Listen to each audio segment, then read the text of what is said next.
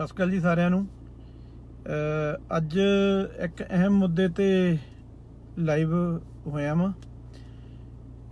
ਮੁੱਦਾ dairy farmer ਸਾਡੇ ਧੰਦੇ ਨਾਲ ਸੰਬੰਧਿਤ ਆ। ਡੇਅਰੀ ਫਾਰਮਿੰਗ ਨਾਲ ਅਸੀਂ ਜਿਹੜੇ ਡੇਅਰੀ ਫਾਰਮ ਕੋਵਿਡ-19 ਕਰਕੇ ਸਾਰੇ ਧੰਦੇ ਹੀ ਬੜੇ ਸੰਕਟ ਵਿੱਚ ਆਏ ਆ ਤੇ ਉਹਦੇ ਵਿੱਚੋਂ ਸਾਡੇ ਲਈ ਵੀ ਬੜਾ ਵੱਡਾ ਸੰਕਟ ਬਣ ਕੇ ਆਇਆ, ਕਿਉਂਕਿ ਅਸੀਂ ਪਿਛਲੇ ਕਈ ਸਾਲਾਂ ਤੋਂ ਪਿਛਲੇ 2-3 ਸਾਲ ਅਸੀਂ ਘਾਟੇ ਦੇ ਵਿੱਚ ਰਹੇ। 2-3 ਸਾਲ ਰੇਟ ਬਹੁਤ ਘੱਟ ਰਹੇ। ਉਹ ਜਿਹੜੀ ਸਾਡੇ ਘੱਟ ਰੇਟ ਤੋਂ ਬਾਅਦ ਜਿਹੜਾ ਰੇਟ ਵਾਧਾ ਹੁੰਦਾ, ਜਾਂ ਕਹਿ ਲਈਏ ਸਾਡੀ ਜਿਹੜੀ 2 ਸਾਲ ਦੀ ਕੁਰਬਾਨੀ ਆ, ਉਹ 2 ਸਾਲ ਰੇਟ ਅਸੀਂ ਘੱਟ ਤੇ ਵੀ ਦੁੱਧ ਚੁਕਾਇਆ ਤੇ ਸਾਨੂੰ ਜਿਹੜਾ ਵਾਧਾ ਮਿਲਣਾ ਸੀ, ਜਿਹੜਾ ਕਿ ਸਾਨੂੰ ਇਹ ਲੱਗਦਾ ਸੀ ਕਿ ਜਦੋਂ ਕਦੇ ਤਕਰੀਬਨ 97 ਦਾ ਮੈਂ ਡੇਅਰੀ ਫਾਰਮਰ ਆ, ਮੈਨੂੰ ਇਹ ਲੱਗਦਾ ਸੀ ਕਿ ਉਦੋਂ ਤੋਂ ਲੈ ਕੇ ਹੁਣ ਤੱਕ ਦੇ ਜਿਹੜੇ ਵਧੀਆ ਹਾਲਾਤ ਹੋਣਗੇ ਉਹ ਇਸ ਸਾਲ ਹੋਣਗੇ 2020 ਦੇ ਵਿੱਚ, ਕਿਉਂਕਿ ਸਾਨੂੰ ਇਹ ਲੱਗਦਾ ਸੀ ਕਿ ਦੁੱਧ ਦੇ ਰੇਟ 4-5 ਰੁਪਏ ਗਰਮੀਆਂ ਦੇ ਵਿੱਚ ਹੋਰ ਵੱਧ ਜਾਣਗੇ। ਪਰ ਕੋਈ ਵੀ ਰੇਟ ਵਧਣ ਦੀ ਬਜਾਏ 5 ਤੋਂ 6 ਰੁਪਏ ਲੀਟਰ ਰੇਟ ਘਟ ਗਏ। ਦੂਸਰਾ, ਪੇਮੈਂਟਾਂ ਜੇ ਕਈ ਜਿਹੜੇ ਪ੍ਰਾਈਵੇਟ ਅਦਾਰਿਆਂ ਨੂੰ ਦੁੱਧ ਦਿੰਦੇ ਸੀ ਉਹਨਾਂ ਦਾ ਚੱਕਣਾ ਦੁੱਧ ਬੰਦ ਹੋ ਗਿਆ। ਮਿਲਕ ਫੈਡ ਨੇ ਦੁੱਧ ਚੱਕਿਆ, ਪਰ ਹੁਣ ਇਸ ਟਾਈਮ ਉਹਦੇ ਕੋਲ ਪੇਮੈਂਟ ਦੀ ਬੜੀ ਸਮੱਸਿਆ, 2-2 ਕਈਆਂ 4-4 ਪੇਮੈਂਟਾਂ ਵੀ ਹੋ ਗਈਆਂ ਜਿਹੜੀਆਂ ਦੇ ਨਹੀਂ ਹੋ ਰਹੀਆਂ। ਤੇ ਜਿਹੜੇ ਆਉਣ ਵਾਲੇ ਹਾਲਾਤ ਆ ਉਹ ਵੀ ਕੋਈ ਮਤਲਬ ਇਹ ਲੱਗਦਾ ਜਦੋਂ ਗਰਮੀ ਦੇ ਵਿੱਚ ਇਹ ਹਾਲਾਤ ਆ ਤਾਂ ਅਗਲੀ ਜਿਹੜੀ ਸਰਦੀ ਆ, ਕਿਉਂਕਿ ਕਰੋਨਾ ਦਾ ਕਹਿਰ ਤਾਂ ਹਜੇ ਲਗਾਤਾਰ ਜਾਰੀ ਔਰ ਵੱਧ ਰਿਹਾ, ਔਰ ਜਿਸ ਤਰੀਕੇ ਨਾਲ ਲੱਗ ਰਿਹਾ ਬਹੁਤ ਵਧੂਗਾ। ਇਹ ਸਾਰੇ ਕਾਸੇ ਦੇ ਵਿੱਚ ਸਾਡੇ ਨਾਲ ਜੋ ਠੀਕ ਹੈ ਕੁਦਰਤ ਨਾਲ ਹੋਇਆ, ਸਾਰਿਆਂ ਨਾਲ ਹੋਇਆ, ਸਾਡੇ ਨਾਲ ਵੀ ਹੋਇਆ। ਇਹ ਅਸੀਂ ਇਹਦੇ ਵਿੱਚ ਕੋਆਪਰੇਟ ਵੀ ਪੂਰਾ ਕੀਤਾ। ਜਦੋਂ ਲੋਕਡਾਊਨ ਲੱਗਿਆ ਉਦੋਂ ਐਸੋਸੀਏਸ਼ਨ ਵੱਲੋਂ ਸਰਕਾਰ ਨਾਲ ਮਿਲ ਕੇ ਜਿਹੜੇ ਸਮੱਸਿਆਵਾਂ ਆ ਰਹੀਆਂ ਸੀ ਉਹ ਤੋਂ ਰਾਹਤ ਵੀ ਮਤਲਬ ਸਾਨੂੰ ਉਸ ਟਾਈਮ ਮਿਲ ਗਈ ਤੇ ਅਸੀਂ ਸ਼ੁਕਰਗੁਜ਼ਾਰ ਵੀ ਹਾਂ ਸਰਕਾਰ ਦੇ, ਉਦੋਂ ਸਾਡਾ ਮਦਦ ਬੜੀ ਕੀਤੀ ਹੈ।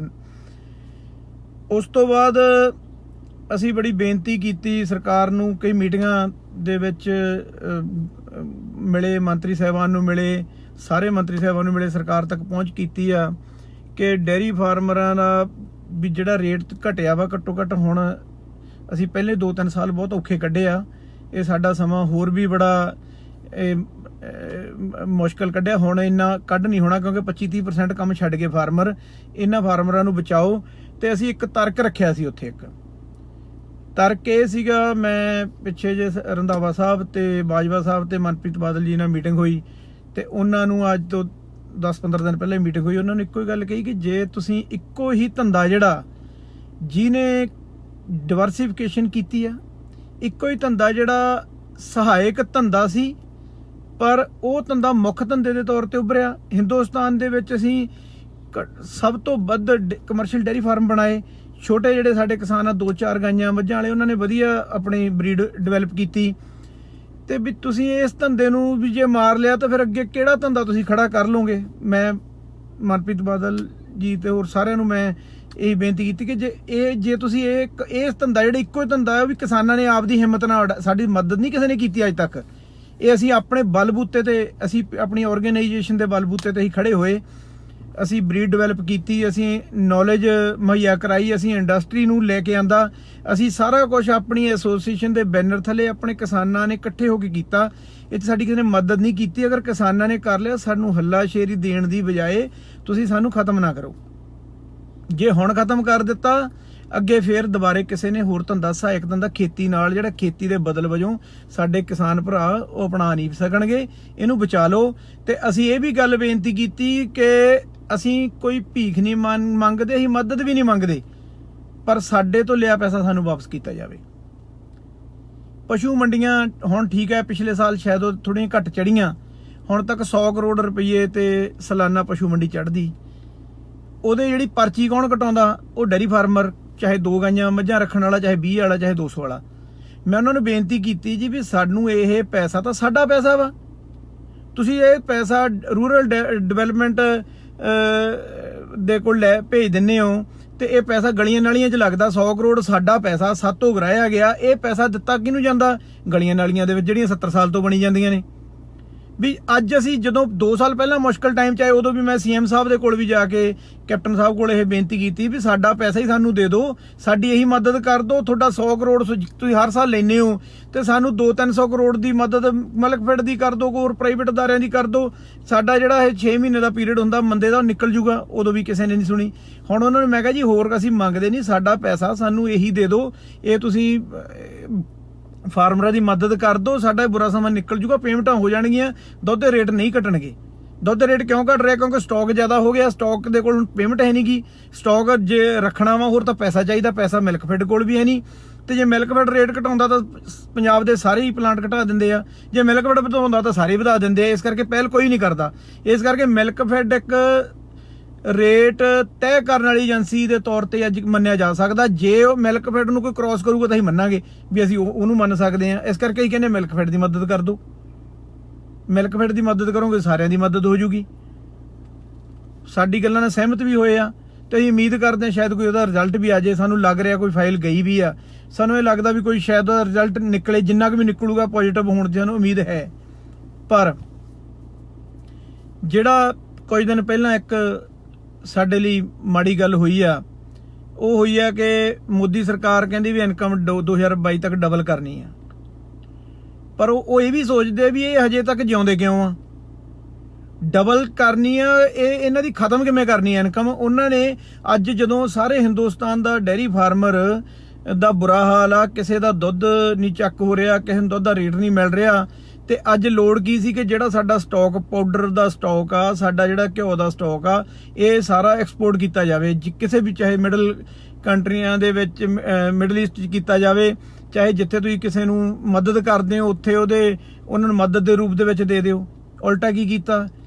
10,000 ਮੀਟ੍ਰਿਕ ਟਨ ਦਾ ਉਹਨਾਂ ਨੇ ਜਿਹੜੀ 50% ਪਾਬੰਦੀ ਸੀ, 50% ਡਿਊਟੀ ਲੱਗਦੀ ਸੀ, ਉਹਨੂੰ 15% ਕਰਤਾ ਵੀ ਤੁਸੀਂ 10,000 ਮੀਟ੍ਰਿਕ ਟਨ ਪਾਊਡਰ ਬਾਹਰੋਂ ਮੰਗਾ ਸਕਦੇ ਹੋ। ਉੱਤੇ 15% 50 ਦੀ ਜਗ੍ਹਾ 15 ਕਰ ਦਿੱਤੀ ਅੱਜ ਤੋਂ 5-7 ਦਿਨ ਪਹਿਲਾਂ।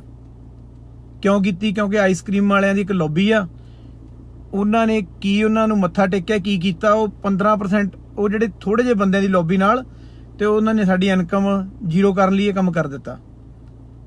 ਇਹ ਤਾਂ ਇੱਕ ਸਾਨੂੰ ਇੱਕ ਝਟਕਾ ਸੀ, ਕਿਉਂਕਿ ਚਾਹੇ 10,000 ਮੀਟ੍ਰਿਕ ਟਨ ਹੀ ਆ, ਪਰ ਉਹਦੇ ਨਾਲ ਮਾਹੌਲ ਕੀ ਬਣਨਾ ਕਿ ਯਾਰ ਪਾਊਡਰ ਤਾਂ ਬਾਹਰੋਂ ਆਉਣ ਲੱਗ ਗਿਆ, ਇਹ ਪਾਊਡਰ ਦਾ ਸਾਡੇ ਦਾ ਕੀ ਬਣੂਗਾ? ਜਿਹੜਾ ਸਾਡੇ ਕੋਲ ਸਟਾਕ ਇੱਥੇ ਸਟਾਕ ਪਿਆ ਉਹਦਾ ਕੀ ਬਣੂਗਾ? ਇੱਕ ਤਾਂ ਇਹ ਝਟਕਾ ਸੀਗਾ ਜੀ। ਦੂਜਾ ਅਸੀਂ ਮੈਂ ਕਹਿੰਦਾ ਵੀ ਕਿਸੇ ਸਰਕਾਰ ਨੇ ਕਿਸੇ ਦੀ ਮਦਦ ਨਹੀਂ ਕਰਨੀ। ਅਸੀਂ ਅੱਜ ਡੇਅਰੀ ਫਾਰਮਿੰਗ ਪ੍ਰਫੁੱਲਿਤ ਕੀਤੀ ਆ ਆਪਣੇ ਝੰਡੇ ਥੱਲੇ, ਕਿਸਾਨਾਂ ਨੇ ਇਕੱਠੇ ਹੋ ਕੇ ਆਪਸ ਮਿਲ ਵਰਤਣ ਨਾਲ, ਆਪਸੀ ਇੱਕ ਦੂਜੇ ਦੀ ਮਦਦ ਕੀਤੀ ਆ। ਅਸੀਂ ਇਕੱਠੇ ਹੋ ਕੇ ਜੋ ਕੁਝ ਪ੍ਰਾਪਤ ਕੀਤਾ। ਮੈਂ ਹਮੇਸ਼ਾ ਇਹੀ ਗੱਲ ਕਰਦੇ ਰਹੇ, ਅਸੀਂ ਅਗਰੈਸਿਵ ਵੀ ਰਹੇ ਇਸ ਗੱਲਾਂ ਦੇ ਵਿੱਚ ਕਿ ਜਦੋਂ ਅਸੀਂ ਲੜਾਈ ਹਰੇਕ ਲੜ ਸਕਦੇ ਹਾਂ। ਅੱਜ ਕਰੋਨਾ ਵਾ, ਅਸੀਂ ਬਿਲਕੁਲ ਸਾਨੂੰ ਵੀ ਲੱਗਦਾ ਵੀ ਅਸੀਂ ਅੱਜ ਐਵੇਂ ਮਤਲਬ ਅਸੀਂ ਉਸ ਤਰੀਕੇ ਦੀਆਂ ਗੱਲਾਂ ਕਰੀਏ ਕਿ ਸਾਰੇ ਬੰਦੇ ਮੁਸ਼ਕਲ 'ਚ। ਅਸੀਂ ਸਰਕਾਰ ਲਈ ਕੋਈ ਮੁਸ਼ਕਲ ਵੀ ਨਹੀਂ ਪੈਦਾ ਕਰਨਾ ਚਾਹੁੰਦੇ ਵੀ ਤਾਂ ਕਿ ਕਰੋਨਾ ਨਾਲ ਚੰਗੀ ਲੜਾਈ ਲੜੀ ਜਾ ਸਕੇ। ਪਰ ਜੇ ਅਸੀਂ ਮਰਾਂਗੇ ਤਾਂ ਫਿਰ ਸਾਡੇ ਤੋਂ ਬਰਦਾਸ਼ਤ ਵੀ ਨਹੀਂ ਹੋਊਗਾ। ਪਰ ਮੈਂ ਕਹਿੰਦਾ ਜਿੱਥੇ ਤੱਕ ਅਸੀਂ, ਜਿੰਨੇ ਮੇਰੇ ਵੀਰ ਸੁਣ ਰਹੇ ਆ, ਵੱਧ ਤੋਂ ਵੱਧ ਇਸ ਚੀਜ਼ ਨੂੰ ਇੱਕ ਮੁਹਿੰਮ ਬਣਾਈਏ ਵੀ ਜਿਹੜੀ ਹੁਣ ਇੱਕ ਗੱਲ ਹੋਈ ਆ ਵੀ ਇਹ ਚੀਜ਼ ਜੇ ਸਾਨੂੰ ਆਪਣੇ ਆਪ ਨੂੰ ਬਚਾਉਣਾ ਤਾਂ ਸਾਨੂੰ ਆਪਣੇ ਸਟੇਟ ਦੀ ਇੰਡਸਟਰੀ ਨੂੰ, ਡੇਅਰੀ ਇੰਡਸਟਰੀ ਨੂੰ ਬਚਾਉਣਾ ਪਊਗਾ। ਸਾਨੂੰ ਆਪਣੇ ਜਿਹੜੇ ਪਲਾਂਟ ਨੇ, ਚਾਹੇ ਮਿਲਕਫੈਡ ਆ, ਚਾਹੇ ਸੁਪਰ ਆ, ਚਾਹੇ ਕੋਈ ਨੈਸਲੇ, ਜਾਂ ਜਿਹੜੇ ਪਲਾਂਟ ਆ, ਇਹਨਾਂ ਦੀ ਖਪਤ ਜਿਹੜੀ ਇੱਥੇ ਬਾਹਰੋਂ ਨਾ ਕੁਛ, ਇਹ ਸਾਡੀ ਖਪਤ ਇੱਥੇ ਹੀ ਹੋਵੇ। ਜਿਹੜੀ ਸਭ ਤੋਂ ਵੱਡੀ ਗੱਲ ਹੋਈ ਆ, ਹੁਣ ਸ਼੍ਰੋਮਣੀ ਗੁਰਦੁਆਰਾ ਪ੍ਰਬੰਧਕ ਕਮੇਟੀ ਘਿਓ ਖਰੀਦਦੀ ਆ, ਜਿਹਦੇ ਕਰਕੇ ਮੈਂ ਅੱਜ ਹੁਣੇ ਮੈਨੂੰ ਪਤਾ ਲੱਗਿਆ ਤੇ ਮੈਂ ਹੁਣੇ ਲਾਈਵ ਹੋਇਆ। ਮੇਰੇ ਤੋਂ ਇਹ ਗੱਲ ਮਤਲਬ ਬਰਦਾਸ਼ਤ ਨਹੀਂ ਹੋਈ। ਮੈਂ ਸ਼੍ਰੋਮਣੀ ਗੁਰਦੁਆਰਾ ਪ੍ਰਬੰਧਕ ਕਮੇਟੀ ਬਹੁਤ ਜ਼ਿਆਦਾ ਘਿਓ ਖਰੀਦਦੀ ਆ। ਅੱਜ ਤੋਂ ਕਈ ਸਾਲ ਪਹਿਲਾਂ ਵੀ ਕੋਈ ਸਟੈਂਡਰਡ ਨਹੀਂ ਸੀ, ਘਿਓ ਖਰੀਦੀ ਰਹੀ ਹੈ ਤੇ ਉਦੋਂ ਬਾਅਦ ਵੇਰਕਾ ਤੋਂ ਖਰੀਦਣ ਲੱਗ ਗਈ। ਇਸ ਵਾਰ ਸ਼੍ਰੋਮਣੀ ਗੁਰਦੁਆਰਾ ਪ੍ਰਬੰਧਕ ਕਮੇਟੀ ਵੇਰਕਾ ਦਾ ਰੇਟ ਮੇਰੇ ਖਿਆਲ 400 ਰੁਪਏ ਉਹਨਾਂ ਜੋ ਪੈਂਦਾ ਉਹ ਰੇਟ 400 ਰੁਪਈਆ। ਦੂਜੀਆਂ ਜਿਹੜੇ ਚਾਹੇ ਰਾਜਸਥਾਨ ਵਾਲਿਆਂ ਦਾ 20-30 ਰੁਪਏ ਘੱਟ ਹੋਊ, ਕਿਸੇ ਦਾ 10 ਰੁਪਏ ਉੱਚਾ ਹੋਊਗਾ, ਕਿਸੇ ਦਾ ਮਦਰ ਡੇਅਰੀ ਦਾ 10-20 ਰੁਪਏ ਉੱਚਾ ਹੋਊਗਾ। ਜਿਨ੍ਹਾਂ ਦਾ ਘਿਓ ਸੀ ਉਹ ਘਿਓ ਸਾਰਿਆਂ ਦਾ ਉਹਨਾਂ ਨੇ ਟੈਂਡਰ ਪਾਇਆ, ਪਰ ਟੈਂਡਰ ਮਿਲਿਆ ਜਿਹੜਾ ਸ਼੍ਰੋਮਣੀ ਗੁਰਦੁਆਰਾ ਪ੍ਰਬੰਧਕ ਕਮੇਟੀ ਨੇ ਟੈਂਡਰ ਦਿੱਤਾ, ਸਨੋਏ ਡੇਅਰੀ ਆ, ਪੂਨੇ ਦੀ ਆ, ਉਹਨੂੰ ਟੈਂਡਰ ਦੇਤਾ ਘਿਓ 315 ਰੁਪਏ ਕਿਲੋ ਦੇ ਵਿੱਚ। ਘਿਓ ਆਊਗਾ ਪੂਨੇ ਤੋਂ, ਗੁਰਦੁਆਰਾ ਸਾਹਿਬ ਦੇ ਵਿੱਚ ਜਿੰਨੇ ਸਾਡੇ ਗੁਰਦੁਆਰਾ ਸਾਹਿਬਾਨ ਆ ਉਹਦੇ ਵਿੱਚ ਉੱਥੋਂ ਆਊਗਾ ਪੂਨੇ ਤੋਂ। ਜਿਹੜਾ ਘਿਓ ਸਾਰੇ ਪਲਾਂਟ 380 400 420 ਚ ਦੇ ਰਹੇ ਆ ਉਹ 315 ਚ ਕੀ ਦਊਗਾ, ਇਹ ਤੁਸੀਂ ਸਮਝ ਲਓ। ਅਸੀਂ ਗੁਰੂ ਘਰ ਮੱਥਾ ਟੇਕਦੇ ਹਾਂ, ਸ਼ਰਧਾ ਨਾਲ ਜਾ ਕੇ ਪ੍ਰਸ਼ਾਦ ਕਰਾਉਂਦੇ ਆ। ਪ੍ਰਸ਼ਾਦ ਸਾਡੇ ਲਈ ਬਹੁਤ ਅਹਿਮੀਅਤ ਰੱਖਦਾ। ਉਹਦੀ ਕੁਆਲਿਟੀ ਤੇ ਕਦੇ ਵੀ ਸ਼੍ਰੋਮਣੀ ਗੁਰਦੁਆਰਾ ਪ੍ਰਬੰਧਕ ਕਮੇਟੀ ਨੂੰ ਕਦੇ ਵੀ ਕੋਈ ਵੀ ਕਿਸੇ ਨਾਲ ਸਮਝੌਤਾ ਨਹੀਂ ਕਰਨਾ ਚਾਹੀਦਾ। ਅਸੀਂ ਤਾਂ ਇਹੀ ਮੰਨਾਂਗੇ ਵੀ ਇਹ ਸਮਝੌਤਾ ਕੀਤਾ। 315 ਰੁਪਏ ਕੋਈ ਰੇਟ ਹੀ ਨਹੀਂ ਹੈ। 315 ਰੁਪਏ ਦੇ ਵਿੱਚ ਘਿਓ ਲਿਆ, ਉਹਨਾਂ ਦਾ ਟੈਂਡਰ ਪਾਸ ਕੀਤਾ। ਦੂਜਾ ਨੰਬਰ, ਤੁਸੀਂ ਪੰਜਾਬ ਦਾ ਕਿਸਾਨ ਤਾਂ ਮਰ ਰਿਹਾ, ਸਾਡੀ ਕੋਈ ਮਦਦ ਨਹੀਂ ਕਰ ਰਿਹਾ। ਤੁਸੀਂ ਪੰਜਾਬ ਦੇ ਫਾਰਮਰ ਦਾ ਦੁੱਧ ਤੋਂ ਘਿਓ ਬਣਦਾ, ਤੁਸੀਂ ਉਹ ਘਿਓ ਕਿਉਂ ਨਹੀਂ ਲੈਂਦੇ ਹੈਗੇ? ਇੱਕ ਕਿਸਮ ਦੀ ਪੰਜਾਬ ਦੇ ਫਾਰਮਰ ਦੀ ਮਦਦ ਆ, ਤੁਸੀਂ ਆਪਣੇ ਦੀ ਮਦਦ ਨਹੀਂ ਕਰਨੀ, ਫਿਰ ਕਿਹਦੀ ਮਦਦ ਕਰਨੀ ਆ? ਇਸ ਕਰਕੇ ਸਾਡੀ ਸ਼੍ਰੋਮਣੀ ਗੁਰਦੁਆਰਾ ਪ੍ਰਬੰਧਕ ਕਮੇਟੀ ਤੇ ਅਕਾਲੀ ਦਲ ਨੂੰ ਬੇਨਤੀ ਆ, ਇਹ ਤੁਹਾਡੇ ਫਾਰਮਰ ਨੇ, ਇਹਨਾਂ ਨੂੰ ਬਚਾਓ। ਇਹ ਘਿਓ ਆ, ਤੁਸੀਂ ਖਰੀਦੋਗੇ ਸਟਾਕ ਵੇਰਕਾ ਦਾ ਘਟੂਗਾ। ਤੁਸੀਂ ਚਾਹੇ ਸੁਪਰ ਤੋਂ ਖਰੀਦ ਲਓ, ਪੰਜਾਬ ਦੇ ਕਿਸੇ ਹੋਰ ਪਲਾਂਟ ਤੋਂ ਖਰੀਦ ਲਓ। ਤੁਸੀਂ ਖਾਸ ਕਰ ਜੇ ਵੇਰਕਾ ਤੋਂ ਖਰੀਦਦੇ ਆ ਤਾਂ ਸਾਡਾ ਰੇਟ ਉੱਥੋਂ ਬਣਦਾ। ਵੇਰਕਾ ਕਿਸਾਨ ਆਮ ਫਾਰਮਰਾਂ ਦਾ ਕੋਆਪਰੇਟਿਵ ਆ, ਤੁਸੀਂ ਇਹ ਤੋਂ ਖਰੀਦੋਗੇ ਤਾਂ ਉਹ ਸਿੱਧਾ ਫਾਰਮਰ ਤੱਕ ਪਹੁੰਚਣਾ। ਤੇ ਤੁਸੀਂ ਇੰਨੀ ਤਾਂ ਬੇਨਤੀ ਚਲੋ ਤੁਹਾਡੇ ਕੋਲੋਂ ਕੋਈ ਨਹੀਂ ਤੁਹਾਡੇ ਦਿਮਾਗ 'ਚ ਆਈ ਹੋਵੇ, ਅਸੀਂ ਨਹੀਂ ਕਹਿ ਸਕਦੇ, ਪਰ ਮੇਰੀ ਬੇਨਤੀ ਆ ਵੀ ਜਿੰਨੇ ਵੀ ਵੀਰ ਸੁਣ ਰਹੇ, ਇੱਕ ਤਾਂ ਵੱਧ ਤੋਂ ਵੱਧ ਇਸ ਗੱਲ ਨੂੰ ਸ਼ੇਅਰ ਕਰੋ ਤਾਂ ਕਿ ਸਾਰੀ ਸ਼੍ਰੋਮਣੀ ਗੁਰਦੁਆਰਾ ਪ੍ਰਬੰਧਕ ਕਮੇਟੀ ਤੇ ਅਕਾਲੀ ਦਲ ਤੱਕ ਇਹ ਗੱਲ ਪਹੁੰਚੇ। ਅਕਾਲੀ ਦਲ ਵਾਲੇ ਵੀਰਾਂ ਨੂੰ ਸਾਡੀ ਬੇਨਤੀ ਆ ਵੀ ਸਾਰੇ ਆਪਣੇ ਜਿੰਨੇ ਵੀ ਡੇਅਰੀ ਫਾਰਮ ਜਿਹੜੇ ਅਕਾਲੀ ਦਲ ਨਾਲ ਜੁੜੇ ਹੋਏ ਆ, ਉਹ ਆਪਣੇ ਆਪਣੇ ਲੀਡਰਾਂ ਤੱਕ ਇਹ ਬੇਨਤੀ ਕਰੋ। ਅਸੀਂ ਸਾਡਾ ਇੱਕ ਵਫਦ ਪ੍ਰਧਾਨ ਸ਼੍ਰੋਮਣੀ ਗੁਰਦੁਆਰਾ ਪ੍ਰਬੰਧਕ ਕਮੇਟੀ ਨੂੰ ਮਿਲ ਕੇ ਆਊਗਾ, ਅਸੀਂ ਵੀ ਜਾਵਾਂਗੇ, ਪਰ ਉਹਦੇ ਲਈ ਇੱਕ ਮੁਹਿੰਮ ਬਣਾਓ। ਸਾਡਾ ਘਿਓ ਪੰਜਾਬ ਦਾ ਘਿਓ ਹੀ ਵਰਤਣਾ, ਵੇਰਕਾ ਦਾ ਘਿਓ ਹੀ ਵਰਤੋ। ਸਾਡੇ ਸਟਾਕ ਖਤਮ ਹੋਣ, ਫਾਰਮਰਾਂ ਨੂੰ ਪੇਮੈਂਟਾਂ ਮਿਲਣ, ਫਾਰਮਰਾਂ ਦਾ ਗਾਂ ਵਾਲਾ ਦੁੱਧ ਚੱਕ ਹੋ ਜਾਵੇ। ਇਹ ਸਾਨੂੰ ਇੱਕ ਇੱਕ ਗੱਲ ਤੇ ਪਹਿਰਾ ਦੇਣਾ ਪੈਣਾ। ਅਸੀਂ ਬੜਾ ਕੁਝ ਸ਼ੇਅਰ ਕਰਦੇ ਆ, ਕੋਈ ਮਾੜੀ ਮੋਟੀ ਕੋਈ ਗੱਲ ਆ ਜਾਂਦੀ ਉਹਨੂੰ ਫੱਟੇ ਚੱਕ ਦਿੰਨੇ ਆ, ਉਹਨੂੰ ਭਾਵੇਂ ਉਹ ਪਤਾ ਨਹੀਂ ਗਾਂ ਨਿਕਲਣਾ ਉਹ ਚੋਂ ਕੀ ਹੁੰਦਾ। ਕੱਲ ਪਰਸੋਂ ਦੀਆਂ ਵੀ ਗੱਲਾਂ ਕਈ ਚੱਲਦੀਆਂ, ਉਹ ਪਤਾ ਨਹੀਂ ਉਹ ਚੋਂ ਨਿਕਲਣਾ ਪਾਉਣਾ ਕੀ ਹੁੰਦਾ। ਪਰ ਇਹ ਗੱਲ ਆ, ਜੇ ਇਹਨੂੰ ਮੇਰੀ ਬੇਨਤੀ ਆ, ਇਹ ਗੱਲ ਨੂੰ ਸ਼੍ਰੋਮਣੀ ਕਮੇਟੀ ਤੱਕ ਹੀ ਪਹੁੰਚਦਾ ਕਰੋ। ਇਹ ਘਿਓ ਦਾ ਟੈਂਡਰ ਕੈਂਸਲ ਕਰੋ, ਵੇਰਕਾ ਤੋਂ ਟੈਂਡਰ ਲਓ, ਵੀ ਘਿਓ ਲਓ। ਅਸੀਂ ਵੇਰਕਾ ਵਾਲਿਆਂ ਨੂੰ ਬੇਨਤੀ ਕਰਦੇ ਹਾਂ, ਹੋਰ 10-20 ਰੁਪਏ ਘਟਾ ਦਿਓ, ਤੁਹਾਡਾ ਸਟਾਕ ਖਤਮ ਹੋ ਜਾਊਗਾ।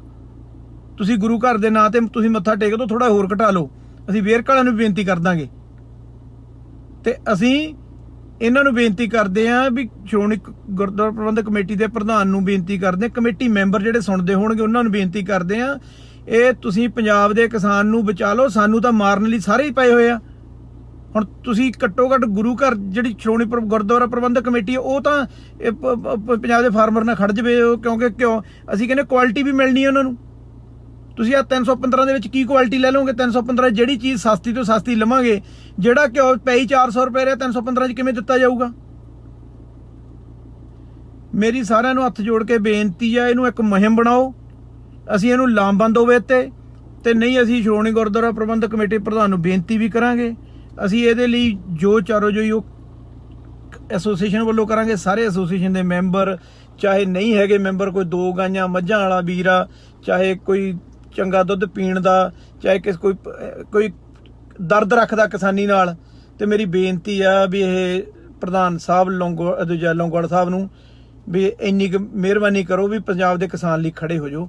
ਇੰਨੀ ਕੁ ਗੱਲ, ਤੁਹਾਡਾ ਕੁਝ ਨਹੀਂ ਜਾਣਾ, ਪਰ ਚੰਗਾ ਘਿਓ ਲੈ ਲਓ ਜਿਹੜਾ ਦੇਗ ਦੇ ਵਿੱਚ ਪੈਣਾ, ਤੇ ਫਾਰਮਰ ਦਾ ਭਲਾ ਹੋ ਜੂ, ਫਾਰਮਰ ਦਾ ਭਲਾ ਹੋ ਜੂ, ਕੋਆਪਰੇਟਿਵ ਦਾ ਭਲਾ ਹੋ ਜੂ। ਚਾਹੇ ਸੁਪਰ ਤੋਂ ਲੈ ਲਓ, ਚਾਹੇ ਕਿਸੇ ਹੋਰ ਤੋਂ ਲੈ ਲਓ, ਪਰ ਜੇ ਅਸੀਂ ਕਹਿੰਦੇ ਵੀ ਘਿਓ ਪੰਜਾਬ ਤੋਂ ਲੈ ਲਓ, ਇੰਨੀ ਸਾਡੀ ਬੇਨਤੀ ਹੈ। ਸਾਡੀ ਜ਼ਿਆਦਾ ਬੇਨਤੀ ਤਾਂ ਇਹ ਵੀ ਵੇਰਕਾ ਤੋਂ ਲੈ ਲਓਗੇ, ਸਾਰਿਆਂ ਦੇ ਰੇਟ ਬਣ ਜਾਣਗੇ। ਮੈਂ ਬਸ ਇਹੀ ਬੇਨਤੀ ਕਰਨ ਲਈ ਤੁਹਾਡੇ ਚ ਆਇਆ ਸੀ, ਪਰ ਮੇਰੀ ਇੱਕ ਬੇਨਤੀ, ਇਹਨੂੰ ਸ਼ੇਅਰ ਜ਼ਰੂਰ ਕਰ ਦਿਓ, ਇਹਦੀ ਮੁਹਿੰਮ ਬਣਾ ਦਿਓ। ਇਹ ਮੁਹਿੰਮ ਜਿਹੜੀ ਆ ਇਹ ਇਹਨਾਂ ਤੱਕ ਪਹੁੰਚ ਜਾਵੇ ਕਿ ਅਸੀਂ ਕਹਿੰਦੇ ਵੀ ਅਸੀਂ ਨਹੀਂ ਕਹਿੰਦੇ ਵੀ ਕੋਈ ਗਲਤੀ ਕਿਸੇ ਤੋਂ ਹੋ ਸਕਦੀ ਆ, ਕੋਈ ਭੁਲੇਖਾ ਹੋ ਸਕਦਾ, ਪਰ ਇਹ ਗੱਲ ਤੁਹਾਡੇ ਤੱਕ ਜਦੋਂ ਪਹੁੰਚ ਗਈ ਹੈ ਤਾਂ ਸਾਨੂੰ ਪੂਰੀ ਉਮੀਦ ਆ ਵੀ ਤੁਸੀਂ ਪੰਜਾਬ ਦੇ ਫਾਰਮਰਾਂ ਦੇ ਹਿੱਤਾਂ ਲਈ ਇਸ ਗੱਲ ਦੇ ਵਿੱਚ ਉਹਨਾਂ ਨਾਲ ਖੜੋਗੇ। ਧੰਨਵਾਦ ਜੀ, ਸਤਿ ਸ਼੍ਰੀ ਅਕਾਲ ਜੀ।